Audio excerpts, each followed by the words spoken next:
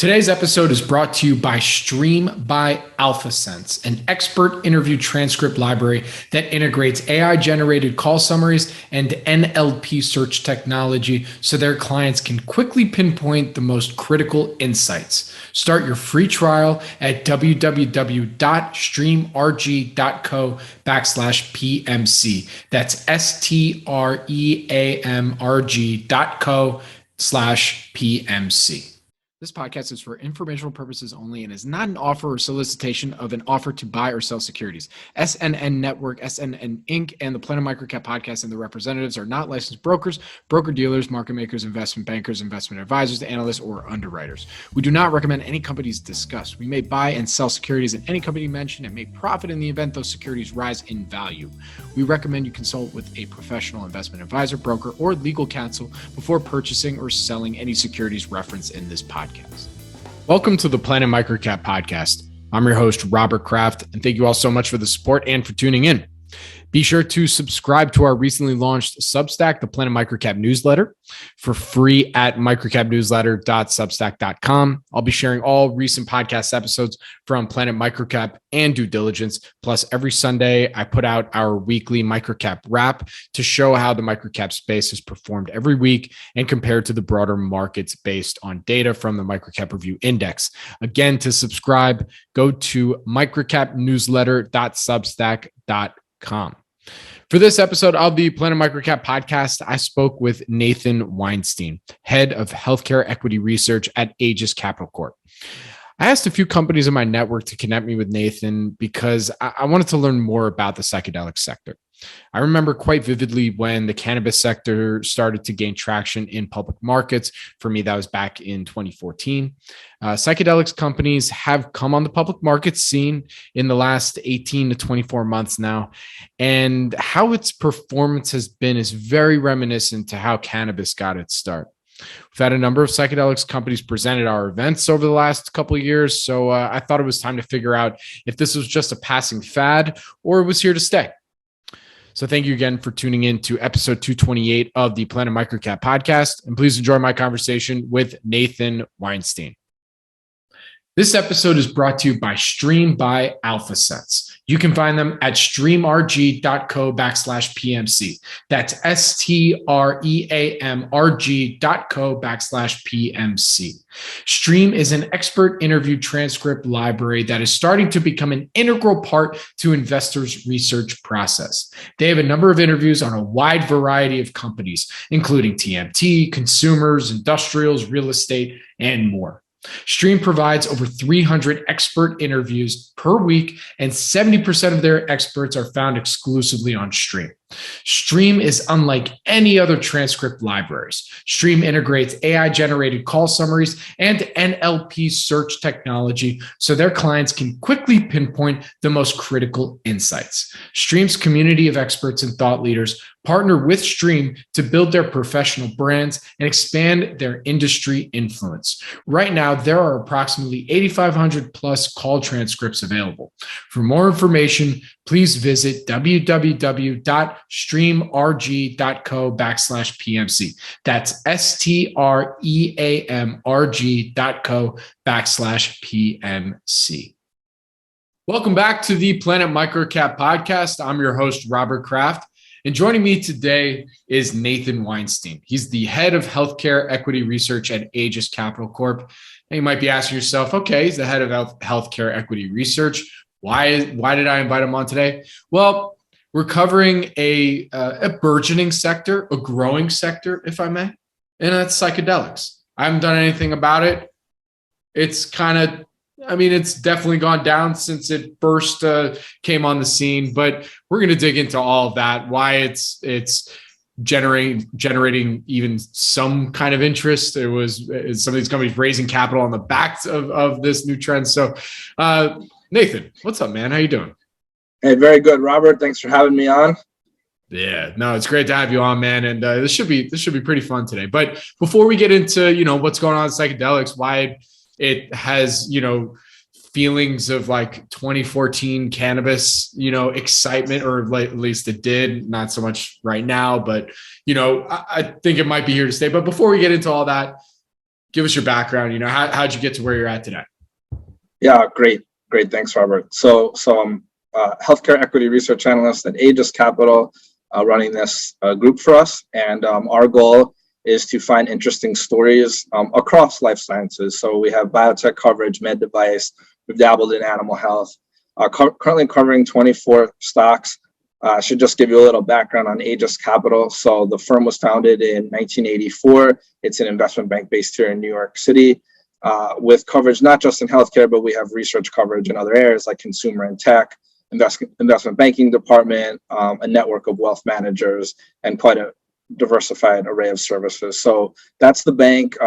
We're covering 24 names right now in healthcare, and of those we cover just a handful. 4 of them actually are in psychedelics. I was going to ask, I guess the first question right off the bat before we get into psychedelics and one-on-one investing, how come psychedelics are falling under the healthcare equity research line? I mean, is that the only place that it kind of falls under right now, where we're at? Yeah, that's right. And we're talking about cannabis as a market, and there's some similarities with psychedelic medicine, but there's also some really important differences. So psychedelic medicine is taking an ethical drug development approach, at least from the current crop of companies. Because there's a long history. There's obviously the 60s and that whole stigma, but the industry today is being run by drug development professionals who are trying to improve the lives of patients with various mental health disorders. So that could be depression, millions of patients in the US, anxiety, millions of patients, PTSD, and other indications. So the goal really is to develop drugs that are better than or can be used in resistant patients from the existing drug options. So it's really a drug development play, and it falls within a healthcare coverage rather than, say, consumer. When you have so many cannabis names, which are really CPG plays, this is a different animal.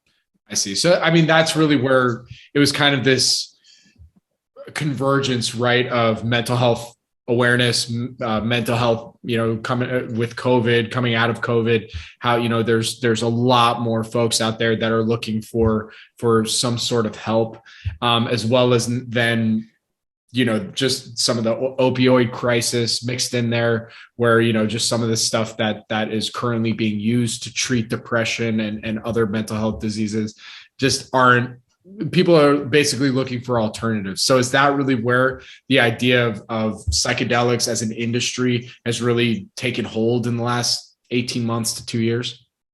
Yeah, I think you said it well. I think you can't ignore data coming out of the space. That's what's gotten so many people so excited about psychedelic medicine, engendered the company formation. Around numbers, we have 50 to 60 publicly traded companies in the space now. All that capital flowing in during the shroom boom, late 2020, early 21, that was chasing a few really exciting signals that came out of the clinic. So, we're dealing with classic compounds, some of which have uses from native populations going back, documented uses going back thousands of years. There's cave paintings of mushrooms, and so there's this long history. And then there's obviously the mid 20th century. You can go into that. But today, what the space looks like is there's great signals in the clinic, in mid-stage and late-stage trials. Let's pursue this through to commercialization. I like that, the shroom boom. That's just so good. The shroom boom. All right, so let's take a step back then. All right, so psychedelics as an industry, we talked about the stigma. So basically, how did we get to where we were before the shroom boom? Where was the industry at, and let's start there. Where was the industry at? Right. So you had like the Controlled Substances Act under Nixon in the 70s, kind of put a kibosh on a lot of the research which was being done by Sandoz and other firms that actually had products in this area. You had the Timothy Leary era. That basically set in several decades of sort of a hiatus in terms of research, not a complete cessation, but a lot of the work did come to a halt. And there was a stigma about these drugs. Their negative effects were hyped up and any positives were sort of put to bed. And, there's great reading on this. Michael Pollan has a book, How to Change Your Mind. Highly recommend it. Going into the history. Terence McKenna, Yeah, I read his Michael. how to think. I read his book on. I think I have it here about how to change how you think about eating, about food. He's a great author. Sorry, I didn't mean to stop you there, but Yeah, no, not at all. That's good, right. good He's pull. got a Good pull. Yeah. He definitely great author and covers a lot of the subject with very thoughtful. And another great one is Terence Mckenna, wrote a book called Food of the Gods, amongst other books. Really kind of an introduction to the background of these substances. So after you have these controlled, the control in the U.S., you basically have very few researchers out there working on the substances, but there was some work being done. I think MAPS is a non-for-profit started by Rick Doblin, which was studying some of these substances in the 80s and 90s. And then you start to get this buildup. If you look at the literature, more and more people sort of entering this renaissance. There's work that's been done at New York University, Johns Hopkins, Imperial College of London, and many others. So they brought back the research, and then I think that you have a perfect sort of storm in 2016, 2017. These papers are coming out in peer-reviewed journals. Psilocybin really can create a paradigm shift in mental health treatment, and then just capital came flowing into the space, and we have all these companies from which to take a look at on the investment side. So talk about from, just on the substance side of things, where is it on the bans? Is it a schedule 1, like with cannabis? It still is. So I'd like to understand that too. Yeah, sure. So at the federal level, psilocybin, DMT, LSD, which are like the canonical 5-HT2A receptor agonists, these substances are Schedule 1, meaning the federal government thinks there's a high abuse potential and no medical use for them. So that can make working with the substances, transporting them, getting them to clinical trial sites, et cetera, more challenging. Although the DEA in recent years has been more permissive in terms of how much of the substance you can actually use and produce. So there are some like positive regulatory signals, but those substances are scheduled at the federal level. Right. So then when we saw the shroom boom and we started to see all this capital now go into, some of these names, I think, I forgot how many you said. I think it was like 50, 60 there right now. So you're starting to see some of the capital going into that. I mean, what was that? Is that still considered somewhat of a risk, or is the capital going into some of these 50 to 60 names more on just the medical side? So, because we're not really talking about something that's more consumer grade, unless it's considered a supplement, from my understanding. Yeah, that's a great point. It's a risk. I think anything with regulation is a risk. We don't yet know for sure what regulators will do at the end of the day. But there are some precedent cases. People like to point to Jazz Pharmaceuticals and GW Pharma. So Jazz acquired GW Pharma for CBD-based medicine, paying, I think, $7.2 billion. That's scaled up well over $500 million in annual revenue.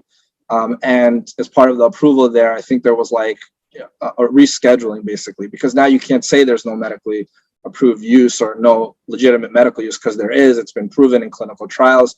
So following this approval from the FDA, you have basically a concurrent or shortly after, you have a DEA action, which allows this medicine to be sold through a prescription model. And I think, the same thing could happen with psychedelics, where we get these great clinical trial outcomes, which many of us are expecting. Of course, there's risks whenever you're running clinical trials, but if there's great pivotal studies done, which are statistically meaningful on their endpoints and good safety profile as we expect, the FDA could approve them, and then the DEA could reschedule them, and we could have some of these psychedelics entering the market in a few years' time. I'd like to take a quick second to tell you about this episode's sponsor, Quarter. With Quarter, you get frictionless access to conference calls, investor presentations, transcripts, and earnings reports from markets all around the world, straight from your pocket for no cost. Quarter's mission is to change the way people look at investor relations and create a completely new bridge between companies and stakeholders. The first step on this journey is to let you, the user, interact with the company's content while you're listening. Visit your app store of choice and try it out today by searching for Quarter, and that's Quartr. Now back to the show. So what would you say is all right, to just kind of give us the full picture. So what are kind of been the main subsectors within the psychedelics industry right now that these 50 to 60 companies are kind of, how are they kind of organizing themselves into these different buckets? Yeah, it's interesting because a lot of companies may have jumped on the bandwagon of the shroom boom or the mush rush, if you prefer. Yeah, and I can't speak to a lot, like many of them. I'm not sure what their differentiator is, and unfortunately, we've had a few companies in the space halt operations, let go of their C-suite, and pursue strategic alternatives. So lightly capitalized companies without a differentiated model, I don't think they're going to make it, or they're going to have a pretty tough time. And we will see, I think, more consolidation. So recently, the biotech space at large has had a nice resurgence in M&A. So a few acquisitions have been announced in recent weeks, and that also took place in psychedelic medicine. So there is consolidation, and I think the winners in the space are going to be the ones who have differentiated offerings where they have intellectual property so they can protect their assets and build a commercial story around them. And also they're going to be the ones that have enough capital to move their products through drug development, which can be a lengthy and expensive process. So what would you say right now is the most misunderstood aspect of psychedelics? Like what do people keep getting confused about? Yeah, so that's an interesting question. I think there's a lot of, I wouldn't say concern, but there's some hesitancy with larger funds to get involved. With many institutional investors kind of still waiting on the sideline, and some of big pharma still waiting on the sideline in terms of strategic partnering, because there's so many unknowns. Like, we're in biotech, but we're also in this frontier area where we don't know exactly what's going to happen with the scheduling, with the outcomes of clinical trials. And these are such novel compounds. So I think there's going to be some of the bigger money waiting to dip their toe in when we have even more signals from the clinic. And I think that's a good sign for people who are a little more flexible, or able to get involved with these companies now. You're able to get involved maybe ahead of some of those decisions, ahead of strategic partnerships, ahead of large institutional or sovereign wealth funds even potentially being interested. So it will take time, but it's a process of building up. But what are they waiting for in terms of, clinical results? Because like I've seen a lot out there that, people that are very pro psychedelics industry, and I'm not here to comment whether it has any, actual help or not, but there's been big claims, right, of what, these compounds can do, everything from basically healing, like straight up just curing certain mental health disorders, which is, that's pretty big. So, what are some of these larger institutions or bigger funds waiting for from the clinic? Yeah, exactly. Good. It's a good point. So part of those expectations can almost be a detriment, because if you have these huge expectations around a space, then almost any clinical trial result could be looked at and not appreciated for what it is in light of what expectations you brought to the table. So we might have seen a little bit of that with Compass Pathways phase 2b trial of psilocybin in treatment-resistant depression, where, in my opinion, the results were very strong, but we didn't have the reaction across the market that we might have hoped for.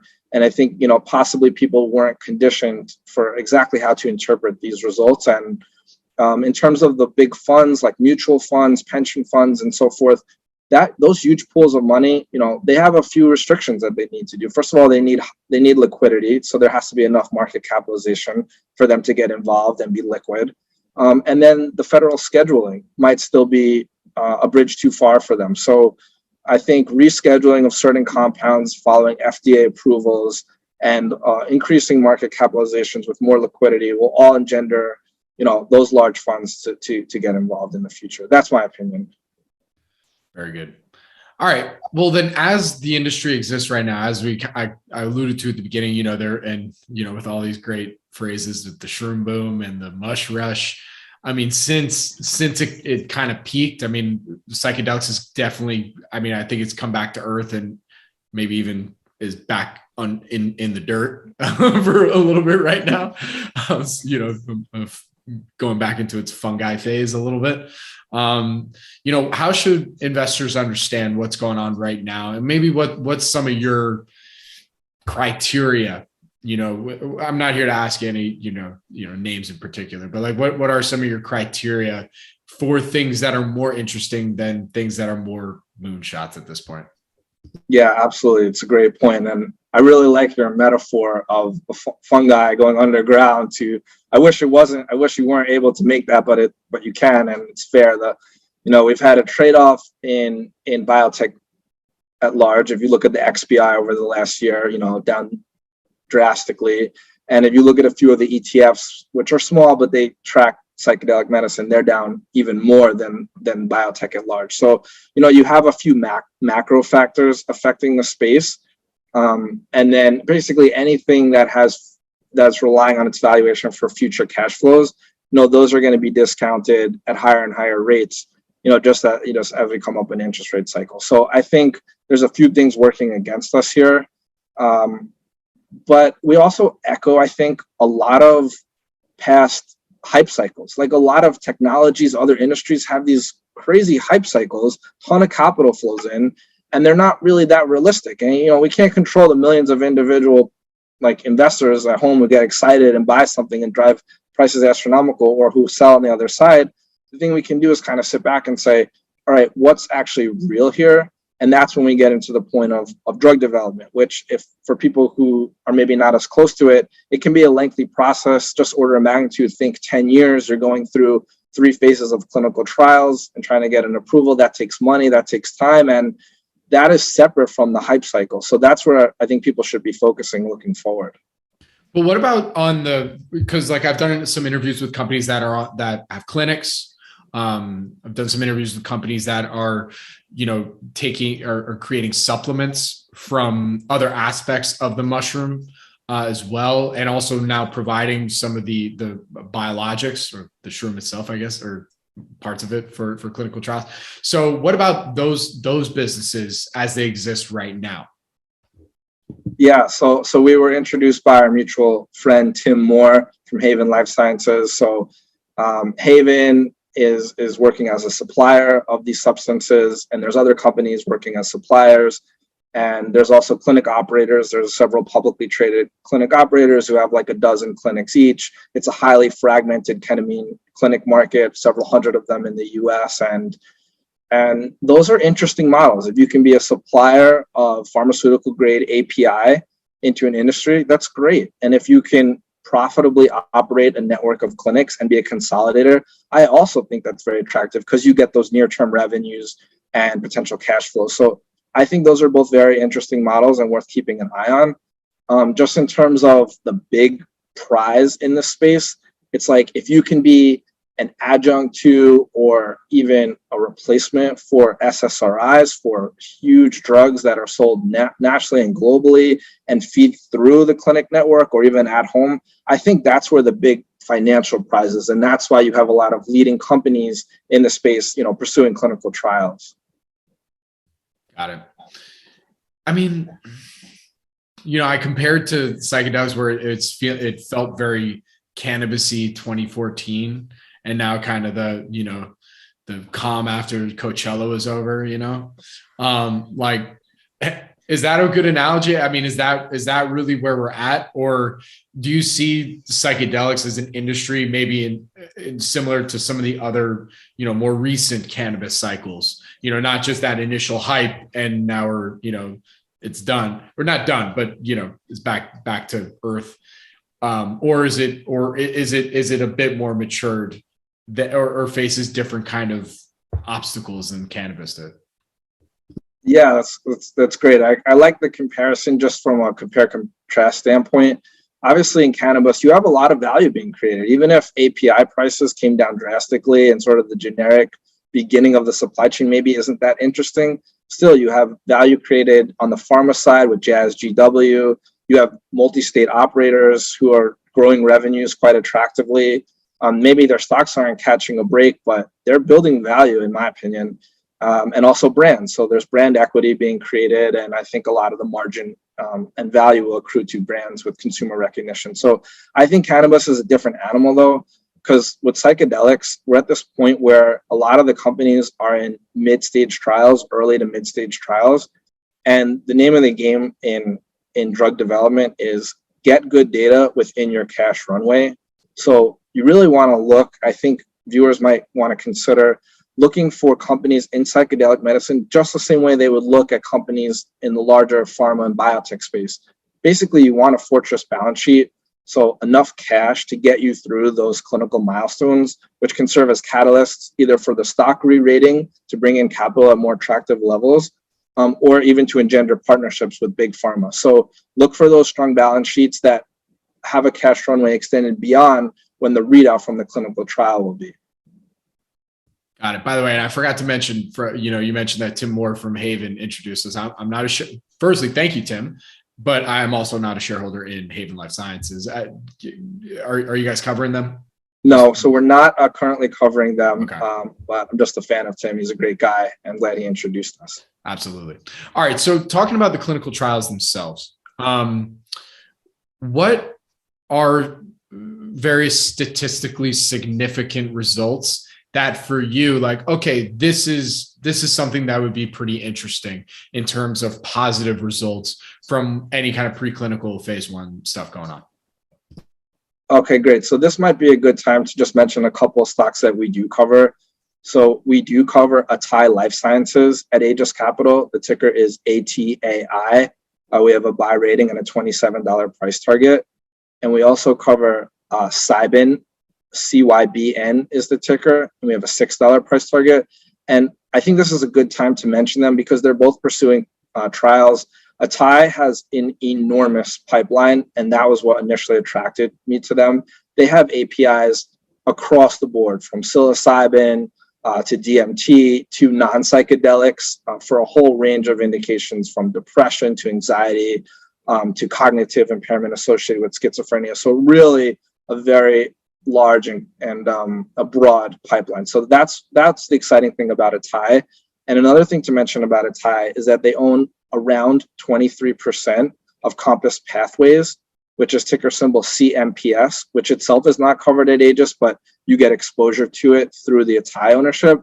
And Compass is arguably the farthest ahead in terms of psilocybin therapy.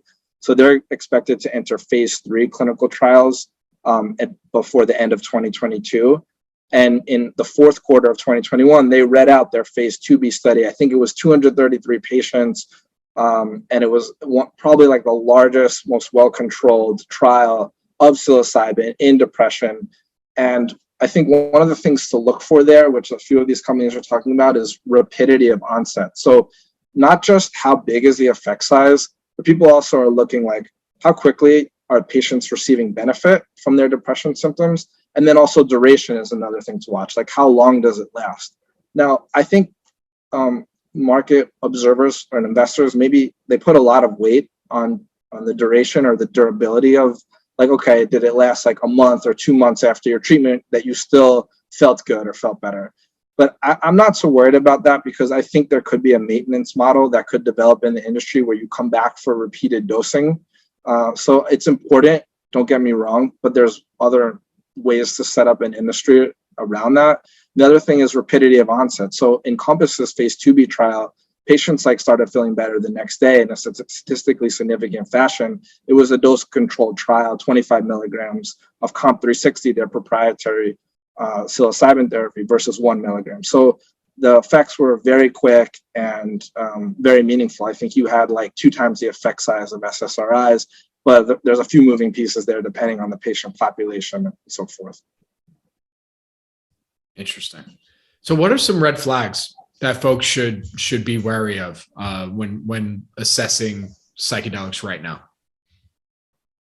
Yeah, that's a great question. It's a super important question because whenever you're analyzing biotech in general or any company, you have to make sure that everything jives, that you're going to want to start by knowing who are the people running the company, what are the backgrounds of management, how realistic are the things that they're trying to achieve as a company, how realistic are those? Can they really achieve them, or are they pie in the sky? So you want to have always have a healthy skepticism with any company you're researching. And then also look at the balance sheet to make sure they're adequately capitalized to run their clinical trials, because in the absence of that, they're not going to be able to fulfill their goal in the clinic. So red flags for me are Me Too assets. So if you're just using generic psilocybin, which is Gen 1, we've known about it for thousands of years, I don't think you're going to get intellectual property protection. So even if you do develop this great data in the clinic, you're not really going to be able to keep anyone from impeding on your territory. So I think second and third gen molecules are maybe more interesting in some cases. And then adequate capitalization is very important. Got it. Is there anything that we're missing that we haven't covered that you think maybe folks should understand about the space, or where it's headed? Maybe how about that? Let's go there. I'll ask you anything we missed in a second, but the future of this industry. I mean, I'm sure we're going to have multiple cycles going through, but what do you think is kind of the next, in your opinion, the next catalyst for a kind of wave of excitement? Yeah, it's a great question. So for the space at large, MAPS is going to run another phase 3 trial of their MDMA plus therapy for the treatment of PTSD. And the first phase 3 trial, with the data that's already come out of that program, is astonishing. Like, a huge number of patients that go in there come out without any PTSD symptoms at the end. So people were blown away by that data, in my opinion, and they could potentially bring that drug to the market in some way, some form or fashion, maybe 2023, 2024 type of timeframe. So that, I think, could catalyze renewed enthusiasm for the space. Obviously, when Compass reads out the phase 3 data, which they're going to start that trial later this year probably, and that data could be very interesting. I do expect we're going to head toward continued consolidation, firstly in the ketamine clinic space, because it's just so fragmented. So there will be operators who will be able to act as consolidators there. And then just keep an eye on clinical trial data. So within our coverage, Atai has like 13 or so programs in the clinic or in the discovery phase as well. And so data coming out from that is going to potentially act as a catalyst. And then Cybin's going to be moving into clinical trials with its 2 lead assets. And those could also produce data, which I think could get people pretty excited. Gotcha. And I think you mentioned MAPS. Are they under the coverage universe at Aegis? Yeah, so MAPS is a different beast altogether. It's basically like a non-for-profit. So Rick Doblin, like a legend in the industry, has been running this since I think 1986, maybe. So he's one of those guys that was doing work in that hiatus period that we talked about, and that just kept the flame of hope alive for the space. And so they may bring this drug to market. I'm not sure exactly what their commercial structure will look like, or if they're going to monetize it in some form or fashion, but they are doing the clinical work, and it's been very impressive. Got it. So hopefully that police car is gone. Okay. I guess they're gone now. So all right. So it sounds like some of the more near-term catalysts might not even be for the rest of 2022. It sounds like 2023, once we get some more data out there, that's where we're going to start to see some more interest, to say the least.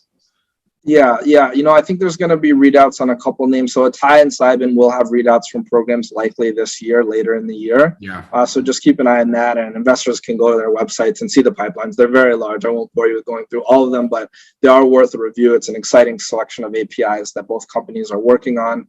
Obviously, you have the MAPS doing their work, and then there's like dozens of other companies in the space that we haven't even covered. So we couldn't do justice really to the number of researchers on the academic side, to how big this problem is in terms of mental health and all the different indications, or to the number of companies and the diversity of activities. So I think we've just given people maybe a flavor of what they could expect to see if they start to dig into the space.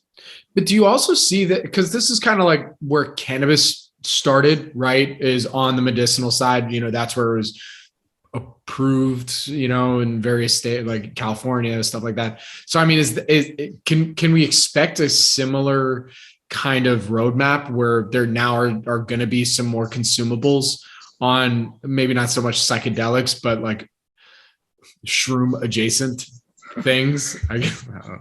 Yeah, that's a great point. I mean, the cat's out of the bag. There's people working on all types of nootropics and different types of supplements, shroom-based supplements. And when I say shroom, I mean mushroom and not controlled mushroom substances. So there's a lot of sort of adjacencies that are taking off. We'll see which one get consumer uptake. It's hard to know sort of beforehand which are going to be the dominant brands.